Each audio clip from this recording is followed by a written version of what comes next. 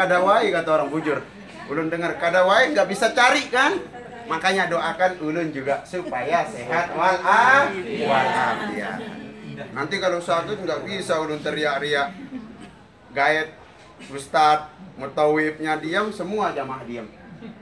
Nah ini artinya nilai kesehatan penting buat kita. Sehat zahir, sehat sehat zahir ya udah alhamdulillah. Jamaah kada ada yang pilek, tidak ada yang keluar ingusan. Alhamdulillah. Tapi ada juga yang keluar air matanya. Kena nangis. Nangis di masjid Umamah.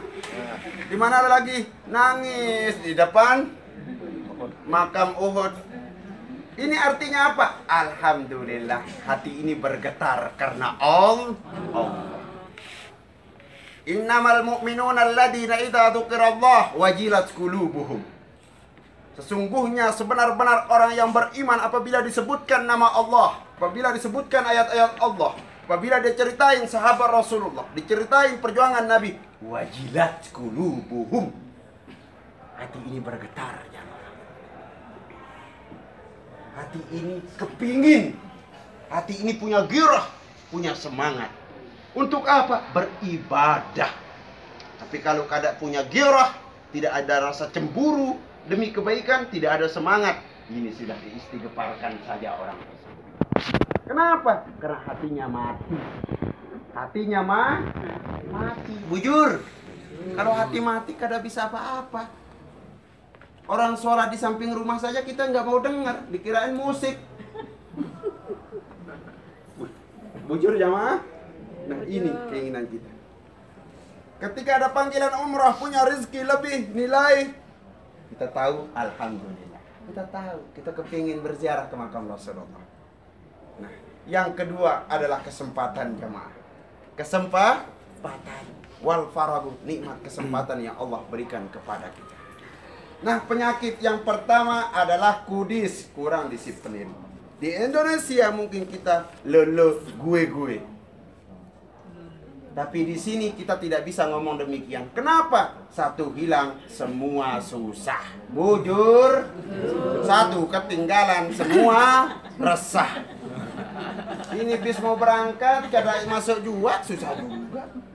Ya kalau alhamdulillah. Ulun bepandir Pak. Bepandir Sidin. Hormatua. Alhamdulillah ini jamaah ulun. Di bis ulun hajian tahun 2014. Ulun suruh di depan terus. Ketika pergi melontar ngangkat batu ke Mina, nggak mau ke belakang ini. Selalu di depan narik-narik terus. Jadi tenaganya kayak anak muda. Kenapa? Karena semangat tadi kita bilang wajilat qulubuhum. Hati ini kepingin terus, nggak mau ketinggalan. Nah inilah fungsi daripada Al-Quran sudah mengajarkan kepada kita. Di dalam hadis menyebutkan al-mu'minul qawi khairun wa ahabbu ila Allah minal mu'minid da'if. Mukmin yang kuat, mukmin yang sehat itu lebih aku cintai kata Rasulullah daripada mukmin yang lemah. Ada yang lemah di sini? Enggak ada, seneng banget ini. Nanti kalau tahu perhati semua.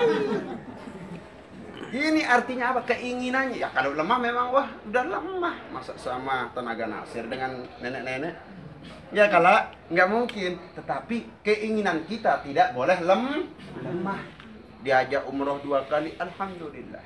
Diajak umroh 3 kali, alhamdulillah. Keempat kali, innalillah. Nah ini alhamdulillah wa syukrulillah. Bisa dipahami jamaah? Nah kita disiplin, belajar disiplin jamaah. Yang kedua adalah kutil, kurang teliti. Maka sampai di sini penyakit teliti kita jaga. Waktu sholat zuhur jam berapa? Jamaah jaga kan? Tapi dulu juga yang ngomong kadang-kadang enggak, karena capek juga. Kalau tidur, kalau jamaah diatur jam segini sudah siap. Ulun terkadang nggak bisa tidur kalau bis sebelum berangkat malam-malam. Kadang tidurnya kayak gitu, nggak keruan, agak sedikit terlambat. Terkadang jamaah tidur, kita nggak tidur, jamaah kita tidur, jamaah nggak tidur, begitu. Nah, intinya bisa terjalan. Kalau sudah jamaah teliti sebanyak ini, insya Allah pahala telitinya kembali kepada ulun. Insya Allah, insya Allah. Ini teliti. Disiplin, kudis, kurang disiplin, sekarang jadi disiplin. Teliti, alhamdulillah. Tolong dijaga ID card-nya, jangan sampai hilang. Kira-kira sampai hari gini ada yang hilang ID card-nya? Angkat tangan yang hilang. Kenapa apa? Ada juga? Ada. Enggak Pak, hilang kalung ya. Di mana? Di pesawat. Oh, di pesawat. Belum sampai ke sini berarti.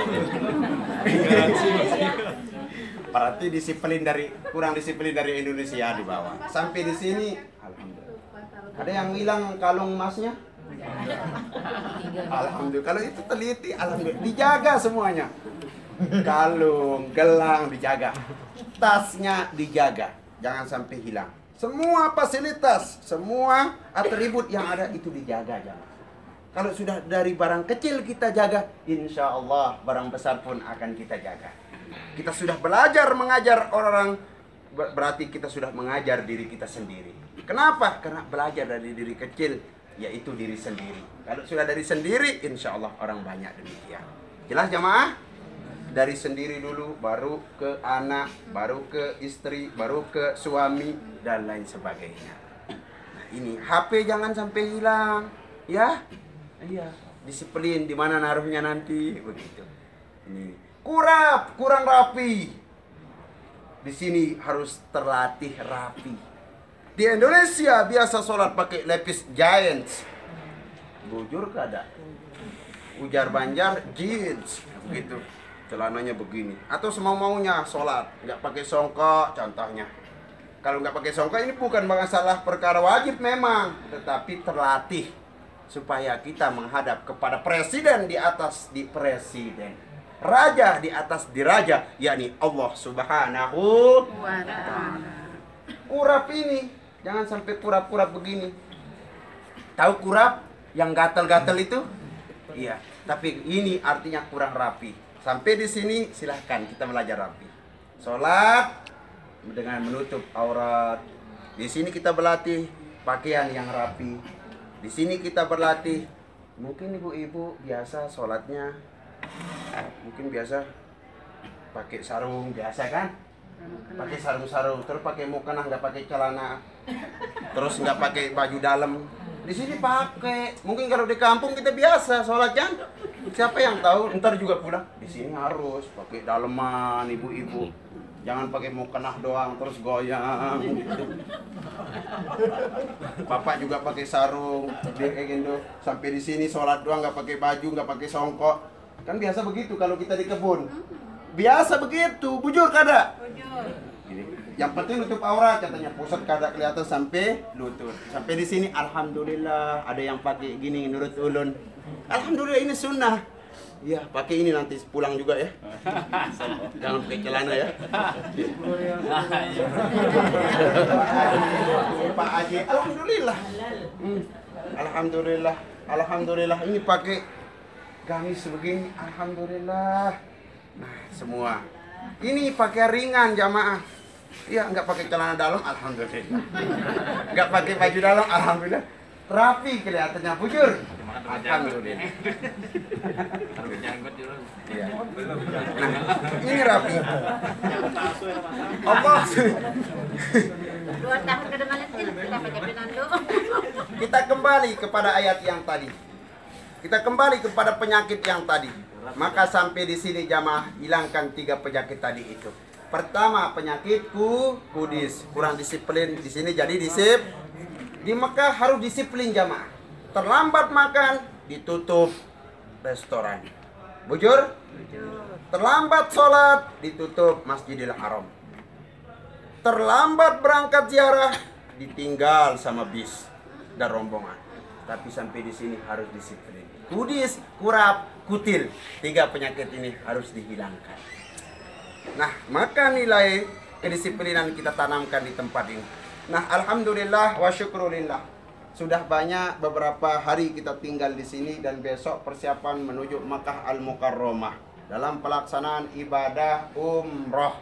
dalam pelaksanaan ibadah yang menjadi puncak inti ibadah kita, yaitu di kota Mekah Al-Mukarramah. Dengan kedatangan kita menuju Madinah Al-Munawwarah, ini sebagai bentuk hormat ta'zim kita kepada kekasih Allah. Diterimanya tamu oleh tuan rumah, kita dekati dulu kekasih tuan rumah. Jelas? Kita menuju Madinah berpamitan dulu agar diterima tubuh jasad roh kita di hadapan Ka'batullah, pemilik rumah Allah Subhanahu. Itu tujuan kita datang ke sini. Masuk ke kepala desa nggak mungkin nyolong langsung gitu. Kita melalui security. Masuk ke gubernur nggak mungkin dibukain kantornya kalau nggak melewati bidang-bidang tertentu. Bujur? Ulun bawa proposal ke rumah pian, kadang mungkin langsung nyolong. Pasti dulu nyari bawahan di situ, di depan rumah. Bujur? Ulun pakai gini, tiba-tiba masuk berdiri depan rumah pian. Assalamualaikum. Dengan siapa? Pak Nasir. Dari mana? Dari Mekah. Padahal di sini saya jadi guide, tukang ceramah. Sampai di situ saya diinterogasi di depan rumah. Kenapa? Karena orang nggak kenal. Bujur? Bujur? Wajar saja. Begitu dikenal sama tuan rumah, ahlan wa sahlan Ustaz Nasir. Gaetku di Mekah dulu. Masuk minum kopi satu gelas. Katanya satu gelas, bujur-bujur satu gelas semua dikeluarin. Begitulah Allah Subhanahu wa taala. Ketika sudah mengenal kita dari sini, ketika kita sudah membersihkan dari sini, ketika kita sudah bersiap bertemu dengan Allah Subhanahu wa taala. Jelas jemaah? Nah, itu tujuan kita. Jangan ada rasa dendam di antara kita. Jangan ada rasa kotor di antara kita. Supaya apa? Pulang ke rumah, ke kampung halaman kita, mendapatkan nilai kemabruran. Nilai haji yang mabrur, nilai umroh yang mabrur, diterima di hadapan Allah Subhanahu wa ta'ala. Sedangkan Rasulullah sallallahu alaihi wasallam bersabda, al-hajjul mabrur laisa lahul jazaa illal jannah. Umroh yang mabrur tiada lain balasannya melainkan surga dan surga. Kalau di dunia kita makan yang enak, tapi kalau terlalu pedas bosan juga. Di dunia kita makan tapi terlalu manis bosan juga. Jelas? Tapi kalau di dalam surga, mala ainun ra'at, tidak bisa dibayangkan dengan pandangan nikmatnya. Wala udunun sami'at, tidak bisa dibayangkan pendengaran menggunakan telinga. Wala khatar ala qalbin bashar, dan tidak bisa dihayalkan sesuai kemampuan hati ini untuk berhayal. Tidak bisa. Kayak apa surganya? Yang jelas kita masuk surga. Amin ya rabbal alamin. Sekarang surga kayak apa? Nggak mungkin kayak dihidangkan makanan. Nggak. Tentu dengan perjuangan. Kita berjuang mulai dari syariat, tarekat, hakikat, makrifat. Bujur? Mana syariat? Sholat, haji, zakat. Ini udah mau bertemu dengan Allah, megang air uduk pun kada pula. Na'udzubillah. Syariat nih. Ini syariat ditanamkan. Kalau sudah syariat mantap, cara sholat, cara haji, ibadah, insya Allah inilah akan menuntun kita ke hadapan Allah. Ma'rifatullah, mengenal hakikat Allah, itu nilai yang tinggi. Bujur? Itulah akan mengantar secara pelan-pelan, sedikit-sedikit. Gak mungkin orang akan menuju tingkatan tinggi kalau belum dulu ujian bawah. Menuju S1 sarjana tidak langsung. Harus ada SD, ada SMA, ada SMP.